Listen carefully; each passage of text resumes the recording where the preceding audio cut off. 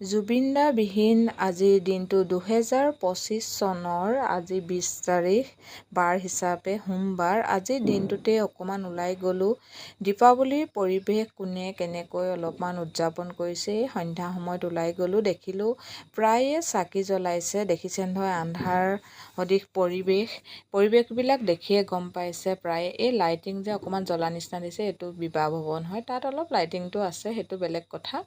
আৰু বিশেষকৈ এইখিনিত নামঘৰ এভাগ আছে, সেই ভাগতো আপোনালোকে মানে দেখি আহিছিলে চাগে।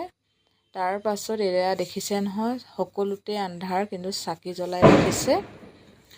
জ্বলাই ৰাখিছে, দেখিছে নহয়। সকলোৱে জুবিনদাৰ মানে দুখত শোক প্ৰকাশ কৰিছে। সঁচাকৈ জুবিনদাই সোনকালৈ ন্যায় পাওক। পাৰোঁতে মানে মানুহ কিমান দুখত থাকিলে এনেকুৱা দীপাৱলী উদযাপন কৰিব পাৰে, নহয় জানো। আৰু এতিয়া মই ঘৰলৈ আহি আছোঁ, উভতি আহি আছোঁ। আহিয়ে তেওঁলোকে যেনেকৈ পালন কৰিছে, মই এই তুলসী তলতে চাকি এগছ দিলোঁ, বেলতলতো এয়া চাকি দিলোঁ, দেখাই দিছোঁ অকণমান মইনো কেনেকৈ উদযাপন কৰিছোঁ দীপাৱলী।